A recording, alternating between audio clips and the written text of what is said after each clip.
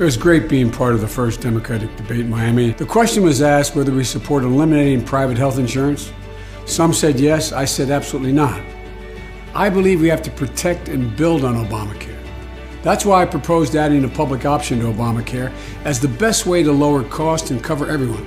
I understand the appeal of Medicare for all, but folks supporting it should be clear that it means getting rid of Obamacare. And I'm not for that. I was very proud the day I stood there with Barack Obama and he signed that legislation. Never before had anyone ever been able to do that in the White House. 20 million Americans gained coverage. Over 100 million with pre-existing conditions finally got protection. And most importantly, peace of mind. You know, I know how hard it is to get that passed. I watched it. Starting over makes no sense to me at all. I knew the Republicans would do everything in their power to repeal Obamacare. They still are. But I'm surprised that so many Democrats are running on getting rid of it. The Affordable Care Act was a historic achievement for President Obama. And if I'm elected president, I'm going to do everything in my power to protect it and build on it.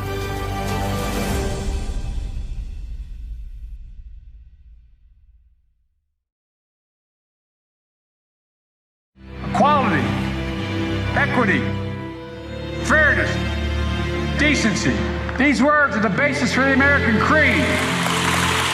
That's why I proposed a comprehensive criminal package in this campaign.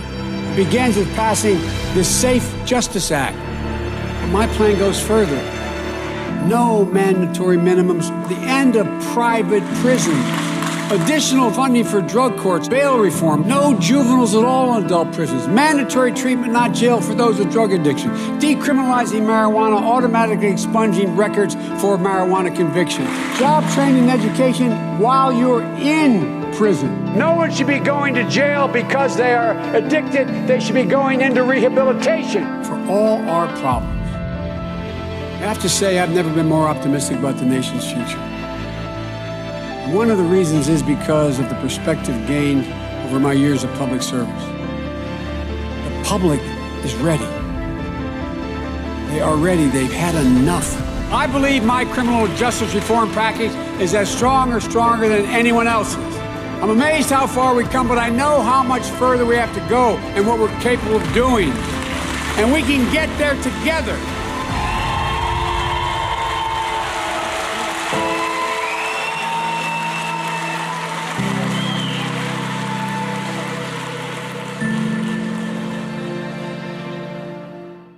The right of African Americans to vote was consistently thwarted, mostly by intimidation and insidious practices like the poll tax, the grandfather clause, and so much more. The Voting Rights Act, the cornerstone of the American Civil Rights Movement, the thing that really got me engaged in politics, got me to run for the United States Senate. For 17 years, I was chairman of or the ranking member of the Judiciary Committee. When we extended the Voting Rights Act the last time for 25 years. I never thought we'd be fighting the fight again on voting rights. The Supreme Court ruled that the heart of the Voting Rights Act was no longer needed.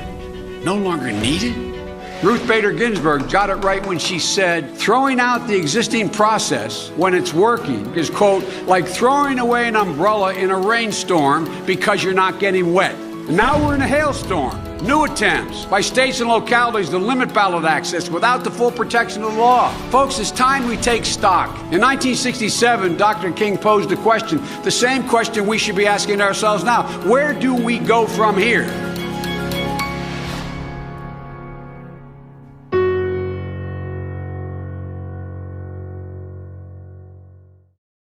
My administration has accomplished more than almost any administration in the history of our country. Didn't expect that reaction, but that's okay. Siding with an American adversary over his own intelligence experts. There was no collusion. President Putin was extremely strong and powerful in his denial today. He just said it's not Russia. I will say this, I don't see any reason why it would be. If he says great things about me, I'm going to say great things about him. And then we fell in love.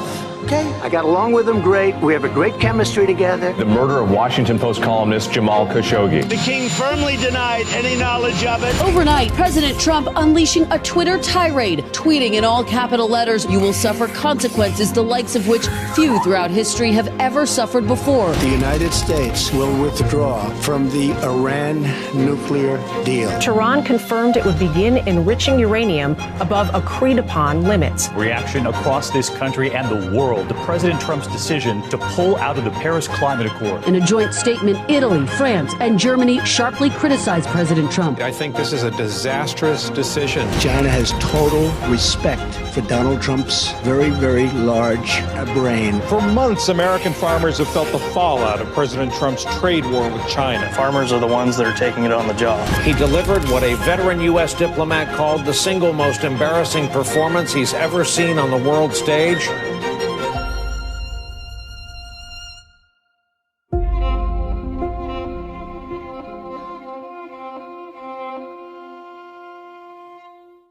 Oportunidad.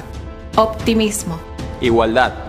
Estas son las palabras que definen lo que es ser un americano. Y ningún líder sabe eso mejor que Joe Biden. Él ayudó a aprobar la ley de cuidado de salud. Él ayudó a que la universidad sea asequible. Y luchó por salarios justos para los trabajadores.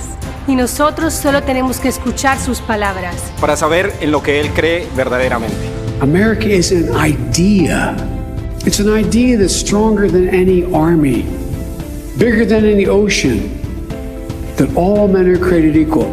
It instills in every single person in this country the belief that no matter where they start in life, there's nothing they can't achieve if they work at it.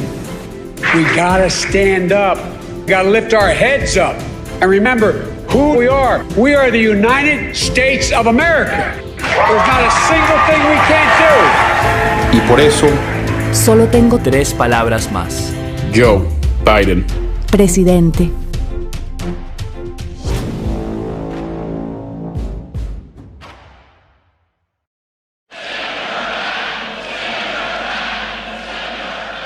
Hatred on the streets of Charlottesville last night. White nationalists carrying torches. It was a weekend of street battles and stark displays of racism. But you also had people that were very fine people on both sides. And we are in a battle for the soul of the nation.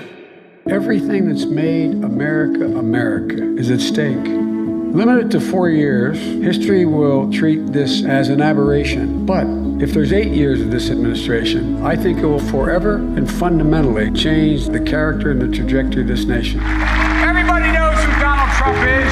We have to let them know who we are, what we stand for. We choose hope over fear, truth over lies. We are the United States of America. There's not a single thing we cannot do if we do it together.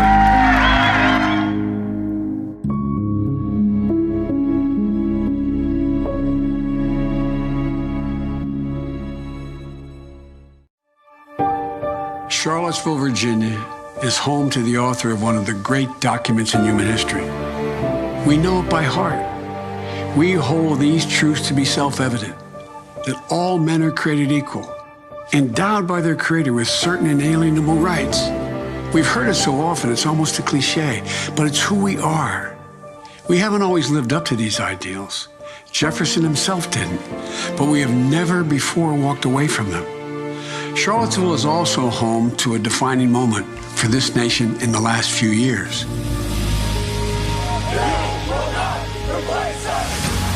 It was there on August of 2017 we saw Klansmen and white supremacists and neo-Nazis come out in the open. Their crazed faces, illuminated by torches, veins bulging and bearing the fangs of racism, chanting the same anti-Semitic bile heard across Europe in the 30s.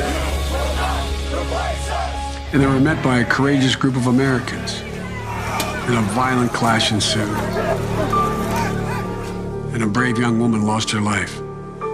And that's when we heard the words of the President of the United States that stunned the world and shocked the conscience of this nation.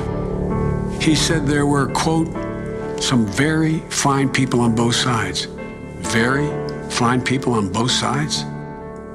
With those words, the President of the United States assigned a moral equivalence between those spreading hate and those with the courage to stand against it. And in that moment, I knew the threat to this nation was unlike any I had ever seen in my lifetime. I wrote at the time that we're in the battle for the soul of this nation.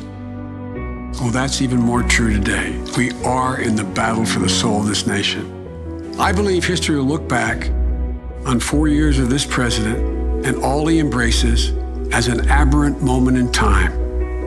But if we give Donald Trump 8 years in the White House, he will forever and fundamentally alter the character of this nation, who we are, and I cannot stand by and watch that happen. The core values of this nation, our standing in the world, our very democracy, everything that has made America America is at stake. That's why today I'm announcing my candidacy for President of the United States. Folks, America's an idea that's stronger than any army, bigger than any ocean, more powerful than any dictator or tyrant. It gives hope to the most desperate people on earth. It guarantees that everyone is treated with dignity and gives hate no safe harbor. It instills in every person in this country the belief that no matter where you start in life, there's nothing you can't achieve if you work at it. That's what we believe. And above all else, that's what's at stake in this election. We can't forget what happened in Charlottesville. Even more important, we have to remember who we are. This is America.